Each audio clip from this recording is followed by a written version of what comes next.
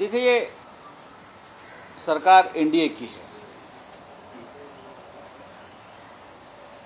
ये सरकार नरेंद्र मोदी जी की या बीजेपी की नहीं है।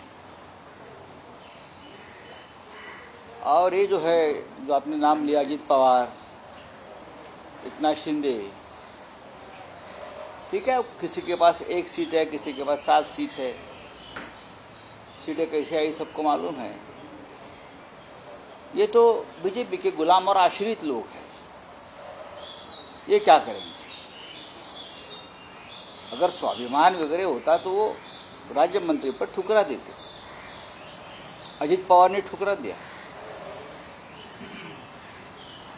जतिन राम मांझी को भी एक ही एमपी है, उनको कैबिनेट दिया है।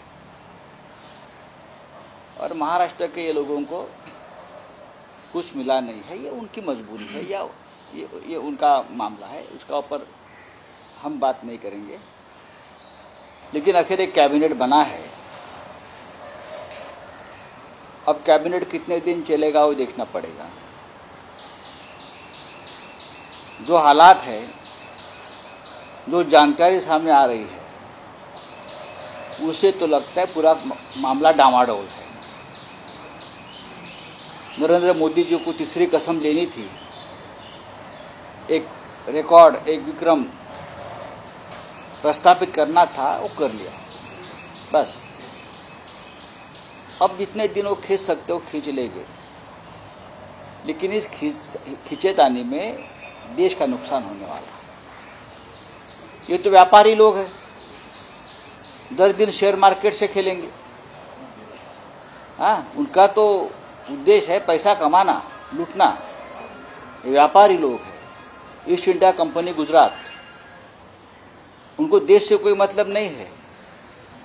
जब वे शपथ ले रहे थे कल, तो जम्मू कश्मीर में आतंकवादी हमला हुआ, 10 लोग मारे गए, 36 लोग घायल हैं। और अमित शाह जी गृह मंत्री चुनाव के दरमियान बोल रहे थे, देखो हमारी वजह से हमने 370 लाया और जम्मू कश्मीर में इतनी शांतता है, इतनी स्थिरता है। क्या हुआ देखो भाई, उससे पहले भी हुआ है, आज भी हो रहा है। आपको जम्मू कश्मीर की चिंता नहीं, आपको मणिपुर की चिंता नहीं, बेरोजगार, महंगाई के बारे में आपके पास कोई योजना नहीं। बस सरकार बनानी है, शेयर मार्केट की तरफ, शेयर मार्केट चलाना है, स्टॉक एक्सचेंज चलाना है, व्यापारियों को, उद्योगपतियों को मदद करना है। यही आपका एजेंडा है और कुछ नहीं। और बंदरवाट जो आपके साथ आए हैं सपोर्ट के लिए, उनको बांटना है। जनता का पैसा है, लूट सके तो लूटो। यही चल रहा है बस, और कुछ नहीं। शिंदे गटाला एकच राज्यमंत्रीपद आणि काल नरेंद्र मोदी यांनी शपथ घेतली। हे मोदी सरकार नाही किंवा भाजपचं सरकार नाही। आतापर्यंत मोदींचं सरकार, मोदी तीसरी बार, मोदी गॅरंटी, मोदी है तो मुमकिन है, सब कुछ मोदी। का ते चित्र नव्हतं। एक कॅबिनेट त्यांनी ओढून ताणून बनवलेलं आहे। 2 टिकू महत्वाचे आहेत। 2 बाबू, नितीश बाबू, चंद्रा बाबू। या टिकूंचा इतिहास सगळ्यांना माहिती आहे। महाराष्ट्राचं म्हणाल तर महाराष्ट्राच्या वाट्याला काय आलं? पियुष गोयल मंत्री झाले, ते स्टॉक एक्सचेंजवाल्यांचे मंत्री आहेत, शेअर बाजारवाल्यांचे मंत्री आहेत, व्यापाऱ्यांचे मंत्री आहेत। हां, बाकी आता अजित पवारांच्या वाट्याला तर भोपळा आहे। आणि दुसरे जे आहेत नकली शिवसेना, त्यांच्या तोंडावरती एक राज्यमंत्रीपद फेकलेलं आहे। अर्थात आयुष्यभर जर कोणी गुलामीच करायचं ठरवलं असेल आणि या गुलामांना वापरून महाराष्ट्राचा स्वाभिमान, अभिमान हा पायदळी तुडवायचं ठरवलं असेल ईस्ट इंडिया कंपनी गुजरातने, तर हे तुडून घ्यायला तयार असतील। ते स्वतःला तुडून घेत आहेत। त्यांना काही मिळणार नाही। मी सांगतो, त्यांना मिळायचं असतं तर कालच मिळालं असतं। जतिन राम मांझी सारखे एकच खासदार असलेल्या पक्षांना कॅबिनेट पद दिलेलं आहे, बरोबर आहे। या नकली शिवसेनेचे तर 7 खासदार आहेत असं म्हणतात ना. किती आहेत? 8 कसे असतील? तुम्ही सुद्धा ईव्हीएम सारखं कीर्तिकरांसारखी एक जागा धापलीत का? मला प्रश्न असा आहे की यांना त्यांची अवकात दाखवली. तुम्ही आमचे आश्रिता, तुम्ही आमचे गुलामात. नाही, अजित पवारांच्या बाबतीत असं मला समजलं की त्यांनी सांगितलं की आम्ही प्रफुल्ल पटेलांची 150 कोटीची प्रॉपर्टी जी दाऊदशी संबंधित होती ती परत केली. अजून काय पाहिजे? 150 करोड़ का प्रॉपर्टी क्लियर किया ना प्रफुल्ल पटेल का. ईडी ने जो जब्त किया था 150 करोड़ का, जो दाऊद के साथ निक्सस लगाया था, तो आपको मंत्री पद क्यों चाहिए? 150 करोड़ का दाऊद का प्रॉपर्टी आपको रिटर्न कर दिया, आपके सब केसेस पीछे ले लिए, तो इसलिए मंत्री पद नहीं मिला है. और ये शिंदे गुट का भी यही हाल है की आपके वापर करून घेतला नाही, तो ते त्याच्यावरती तेच बोलते. हे जातात कुठे, त्यांना पाठिंबा द्यावाच लागेल, ते तुरुंगात जातील. तो वापस जेल जाना पड़ेगा, वापस प्रफुल्ल पटेल की प्रॉपर्टी जप्त हो जाएगी. पण काल हे सगळं होत असताना जम्मू काश्मीरमध्ये भयंकर असा अतिरेकी हल्ला झाला, आतंकवादी हल्ला झाला श्रद्धाळूंच्या बसवर आणि 10 जणांचा बळी गेला. त्याच्यावरती अजूनपर्यंत नरेंद्र मोदी असतील, अमित शाह असतील, यांच्याकडनं काही संवेदना व्यक्त झालं तर मला दिसत नाही. निवडणूक काळामध्ये अमित शाह वारंवार सांगत होते आम्ही जम्मू काश्मीरवरती नियंत्रण मिळवलं, जम्मू काश्मीरमध्ये शांतता प्रस्थापित केली, अतिरेक्यांचा बिमोड केला. पण काल अतिरेक्यांनी दाखवून दिलं, हे दुर्दैव आहे की आम्ही अजून आहोत आणि सरकार नाकाम ठरलेलं आहे. आजही काश्मीरी पंडितांच्या घरवापसीबद्दल कोणी काहीच बोललेलं नाही. जतीनराम मांझी यांनी श्रीरामाचा एवढा घोर अपमान वारंवार केलेला आहे. आपल्याला माहीत नसलेलं सांगतो, राम हे काल्पनिक पात्र होतं, राम हे काल्पनिक पात्र होतं आणि रावण रामापेक्षा श्रेष्ठ होता असं सांगणारं जतीनराम मांझी यांना मोदी सरकारमध्ये कॅबिनेट, आपलं भाजप एनडीए सरकारमध्ये कॅबिनेट मंत्रीपद दिलं.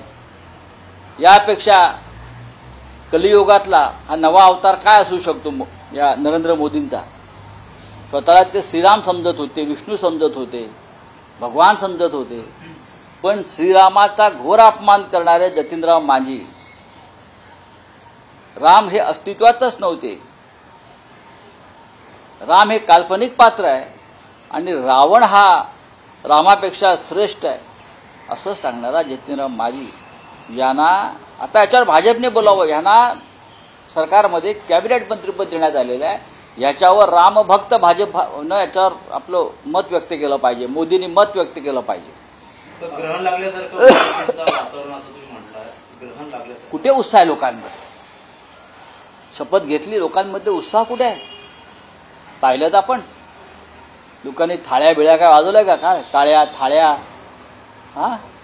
कुठे आहे उत्साह लोकांमध्ये?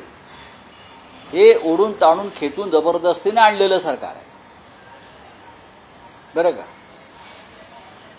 हे बैलाला रेडकू झालाय अशा पद्धतीचं सरकार आहे. म्हणजे लोकांचा विश्वासच नाहीये या सरकारवर. हे कसं निर्माण झालं सरकार? भाजपला बहुमत नाही, मोदींचा मुखवटा फाटला, इकडून तिकडून बहुमत गोळा करून तुम्ही सरकार बनवलेलं आहे आणि लोक म्हणतात वाह वाह 3री बार मोदी सरकार. कौन सा मोदी सरकार भाई ये? चलो मल्लिकार्जुन खरगे काल उपस्थित होते. आपल्या पक्षप्रमुखांना सुद्धा निमंत्रण. पहा की मोदींचा लोकशाहीवरती विश्वास नाही. मोदींनी सातत्यानं त्यांच्या कारकिर्दीत लोकशाहीचा गळा घोटला. मोदी प्रधानमंत्री असतानाच त्यांच्या दुसऱ्या टर्ममध्ये त्यांच्या डोळ्यासमोर 150 खासदारांचं निलंबन केलं संसदेतून. अशा हुकुमशाही प्रवृत्तीच्या व्यक्तीच्या शपथविधीला इंडियाने का जावं? मल्लिकार्जुन खरगे यांच्याकडे कॉन्स्टिट्यूशनल पोस्ट आहे, ते विरोधी पक्षनेते आहेत म्हणून ते गेले आणि हा सामुदायिक निर्णय होता की खरगे साहेबांनी जावं आणि आम्ही त्या शपथविधीपासून दूर राहावं. बहिष्कार टाकावा असंच काही निर्णय होता की बहिष्कारने कशा करता जायच्या? ज्या शपथ घेतली लोकशाहीच्या माध्यमातून, पण त्यांनी 150 खासदारांना ज्या पद्धतीनं निलंबित केलं, कत्तल केली लोकशाहीची, अशा व्यक्तीच्या शपथविधीला आम्ही का जावं? हा साधा प्रश्न आमच्या समोर होता. तरी देशाचं प्रधानमंत्री पद आहे, संविधानिक पदावर खरगे साहेब बसलेले आहेत, मल्लिकार्जुन खरगे, ते जाऊन आले. भागवत कराड असतील, नारायण राणे यांना देखील आता मंत्रिपदातून डावलण्यात आलं, अनेक लोकांना संधी देण्यात आली. बघा, भागवत कराड यांना कॅनडाचा हायकमिशनर म्हणून पाठवत आहेत आणि नारायण राणे यांना बहुतेक जोहान्सबर्गला पाठवत आहेत हायकमिशनर म्हणून. कुठेतरी व्यवस्था करतील ना, असं कसं काय? प्रत्येकाच्या गाडी घोड्याची, दाणा पाण्याची, चारा पाण्याची व्यवस्था या सरकारला करावी लागेल, अनेकांना करावी लागेल अशी व्यवस्था. बघू आता. सर, लोकसभा चुनाव से पहले कांग्रेस द्वारा भी कई गारंटियां दी गई हैं. अब कर्नाटक में जो कांग्रेस है उसे कहने की मुसीबत का सामना करना पड़ रहा है क्योंकि उनके दफ्तर के बाहर महिलाओं की लाइन लग रही है गारंटी लेने की. ठीक है, अगर कांग्रेस पार्टी की कर्नाटक की सरकार ने गारंटी दी है, अगर ये कहा है कि हमारी केंद्र में सरकार आने के बाद हम फलाना फलाना करेंगे, तो ये हमारी जिम्मेदारी है. हमारी सरकार जब केंद्र में आएगी तो ये सब गारंटी पूरी हो जाएगी. एबीपी माझा, उघडा डोळे बघा नीट.